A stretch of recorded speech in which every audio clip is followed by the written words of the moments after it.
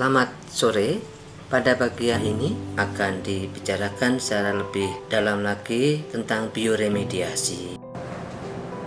Pada bagian ini akan saya sampaikan peranan ataupun kerjasama antara dua makhluk hidup, khususnya di sini tanaman dan mikroorganisme yang ada di tanah.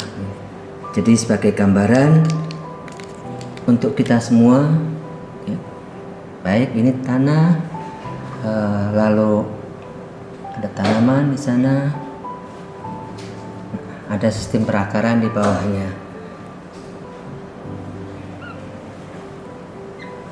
Baik, jadi secara skematis ini tanaman, kemudian kita punya tanah dan perakaran.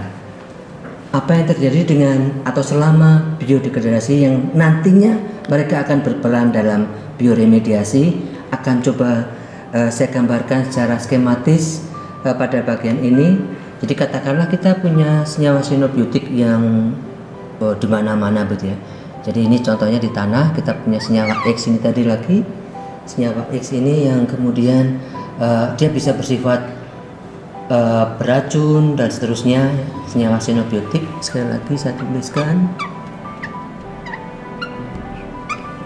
Nah, sebagai contoh saya ambil logam berat.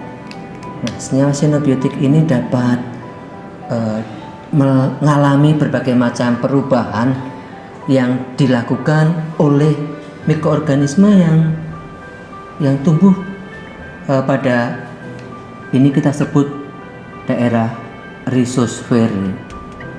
Rhizosfer, kita tahu bahwa rhizo itu akar, sfer lingkungan. Di lingkungan perakaran ada banyak mikroorganisme yang tumbuh di perakaran suatu tanaman. Mereka dapat melakukan beberapa reaksi untuk katakanlah secara umum mengurangi toksisitas senyawa sinobiotik ini, kemudian juga dapat mengakumulasikannya sehingga senyawa ini tidak tersebar di lingkungan. Mereka akan terikat katakanlah begitu pada sistem perakaran, dan setelah mereka detoksifikasi oleh mikroorganisme yang ada pada tanah, senyawa-senyawa ini dapat diangkut, dapat mengalami reaksi. Saya gambarkan saja dalam warna hijau ini ke dalam dalam sel tanaman. Jadi ada berbagai reaksi yang terjadi pada tanaman. Secara umum kita menyebutnya fitoremediasi nanti.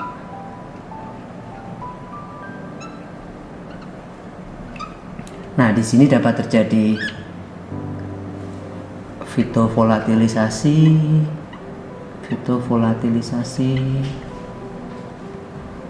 fitodegradasi,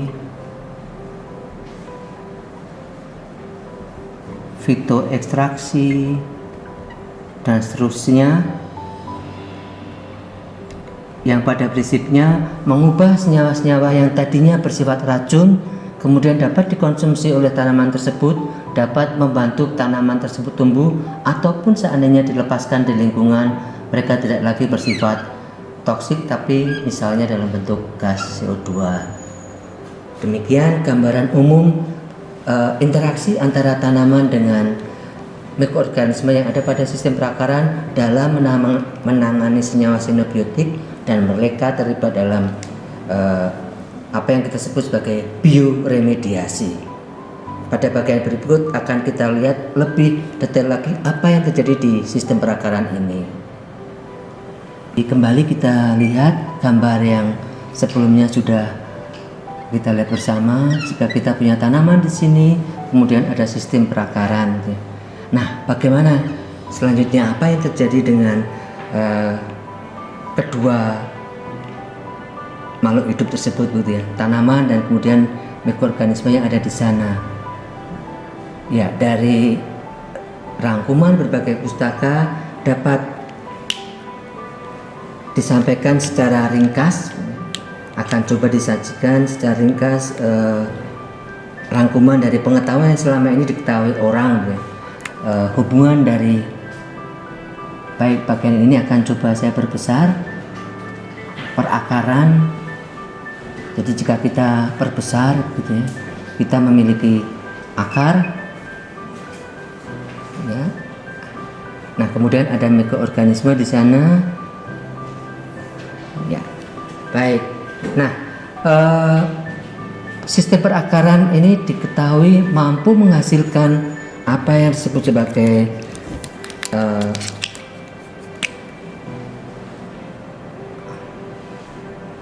eksudat. Jadi ini semacam cairan begitu. Eksudat akar ini menjadi semacam pupuk cair gitu ya. Menjadi semacam pupuk cair bagi tanaman. Nah, lalu eksudat ini akan menjadi senyawa kunci ini. Saya akan coba gambarkan sekali lagi untuk kita semua hubungan kedua makhluk hidup tersebut, tanaman dan akar tadi. Jadi jika kita sudah memiliki eksudat, bagaimana yang terjadi gitu. Nah,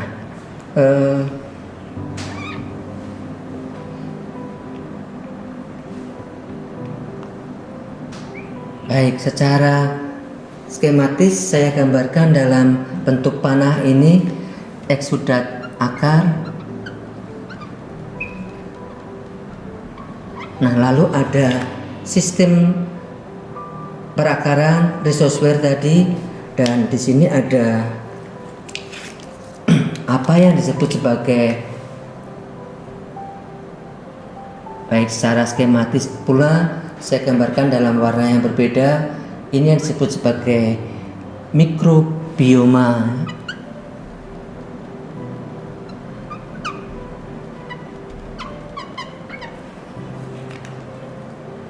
Mikrobioma dan eksudat akar. Nah, ini untuk menggambarkan kepada kita semua interaksi yang mungkin terjadi, bahwa eksudat akar ini secara prinsip mampu mengubah atau menciptakan lingkungan yang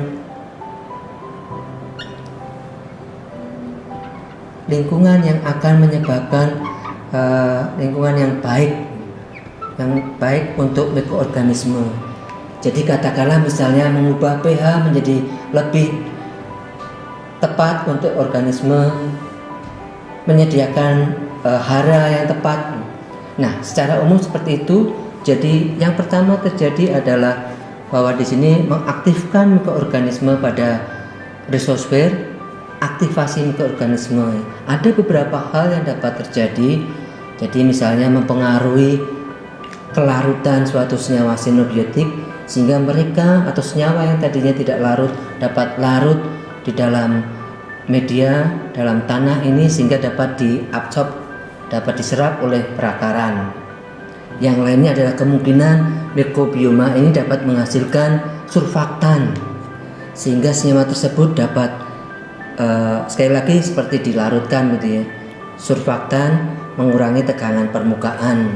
Yang lain lagi misalnya mikroorganisme menghasilkan senyawa untuk mengatasi efek toksik dari senyawa sinobiotik tersebut. Nah, yang pertama di tingkatan di sana gitu, bahwa peranannya adalah mengaktifasi. Saya gambarkan di sini kurang lebih tadi ya, aktivasi kondisi yang menguntungkan untuk mikrobioma yang ada pada perakaran. Bagian yang kedua yang ingin diperkenalkan adalah, ini sekedar skematis saja untuk kita semua, setelah masuk ataupun setelah terjadi interaksi yang baik, bahwa polutan tersebut sinobiotik dapat dimakan, katakanlah dicerna oleh mikroorganisme, maka terjadi aktivasi katabolisme. Jadi sebagai contoh untuk kita semua, saya gambarkan senyawa PAH, polisiklis aromatik hidrokarbon. Nah, senyawa ini nanti akan dihasilkan, akan didegradasi dan dihasilkan. Pada tayangan sebelumnya sudah saya sampaikan senyawa katekol.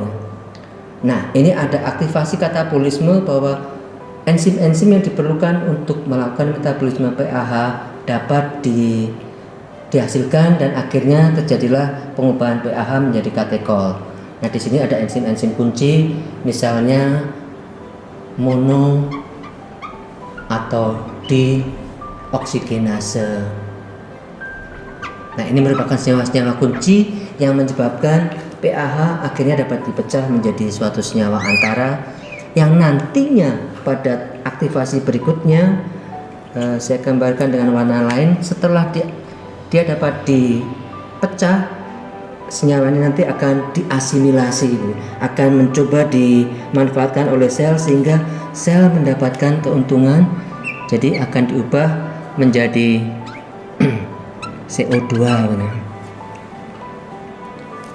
Jadi terjadi asimilasi di sini oleh mikroorganisme. Nah, kurang lebih secara sederhana demikian yang terjadi, bahwa dari eksudat akar kemudian akan mengaktifasi mikrobioma yang ada di sistem perakaran. Yang pertama dengan menciptakan lingkungan yang baik, selanjutnya akan memicu munculnya aktivitas katabolisme mikroorganisme yang ada di sistem perakaran, dan selanjutnya senyawa antara yang dihasilkan dari hasil katabolisme tadi dapat dimanfaatkan oleh mikroorganisme yang ada di permukaan, ada di perakaran untuk menjadi senyawa yang mungkin dapat dimanfaatkan ataupun dipecah sampai tuntas. Nah, demikian bagian akhir dari penjelasan ini semua. Kemudian kita mengenal bioremediasi, interaksi antara tanaman dan perakaran yang terlibat dalam bioremediasi suatu senyawa di suatu lingkungan terestrial yang tercemar senyawa xenobiotik.